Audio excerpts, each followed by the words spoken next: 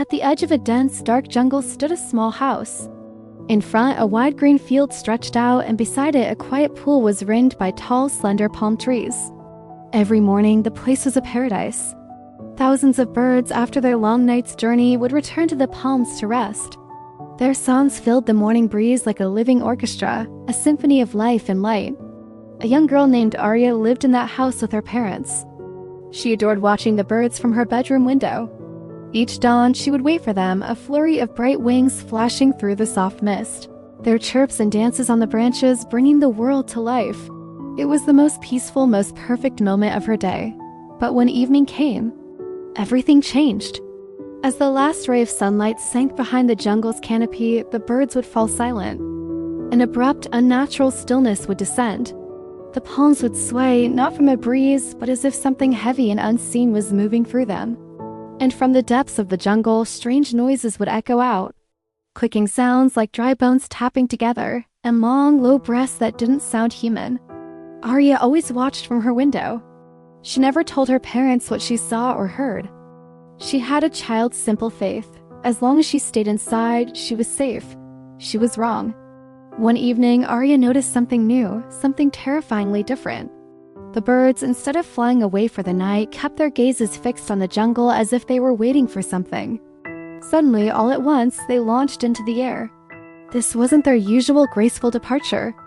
It was pure, unadulterated panic. They fled the palm trees so frantically that several loose feathers slapped against her window pane. Then she heard it.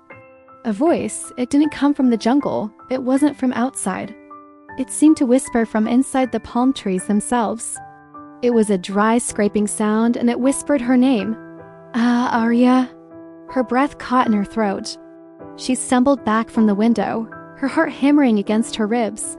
Maybe she'd imagined it? The rustle of leaves, the wind. But the voice returned, deeper this time, dragging across the air like wet cloth over stone. "I see you, Arya?" The palm trees swayed violently, though the air was completely still.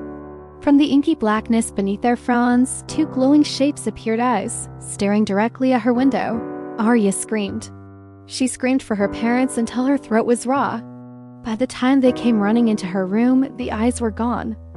Her parents checked outside. They searched the entire area with flashlights, but they found nothing. They held her close and told her it was just a bad dream, a trick of the fading light. But Arya knew it wasn't. The thing in the jungle had seen her. The next night, Arya refused to even look outside.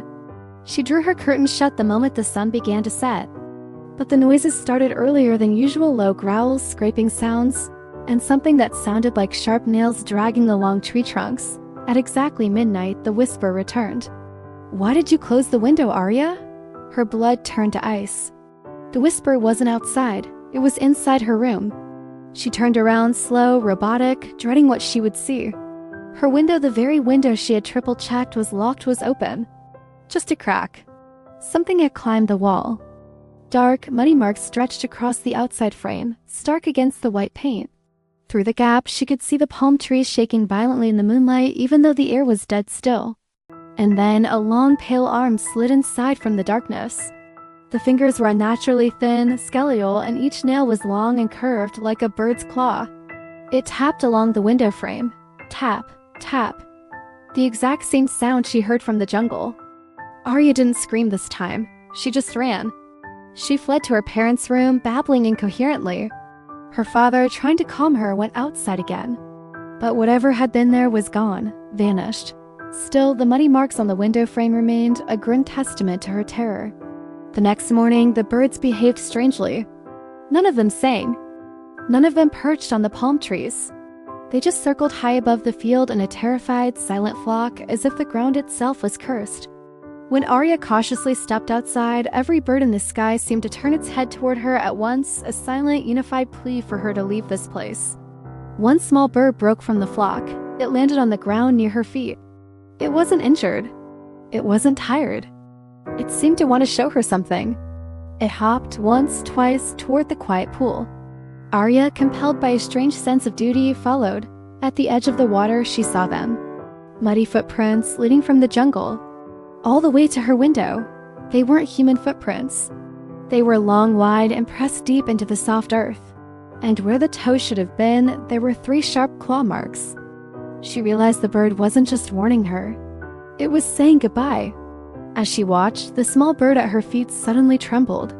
It turned its head sharply, its beak open in a silent cry, and dropped dead, just like that. No wound, no blood. It was just lifeless. Arya felt the world tilt and spin around her. Something from the jungle had not just seen her. It had entered her life. Something ancient, something the birds feared more than death itself. That night, Arya refused to sleep. She begged and pleaded until her parents agreed to stay in her room with her. But at exactly 3 a.m., a time when the world feels thinnest, all the lights in the house flickered and died. The wind stopped. The field outside went utterly silent. And then every single palm tree around the pool bent inward at an impossible angle, as if something massive and invisible had wrapped itself around their trunks, squeezing them.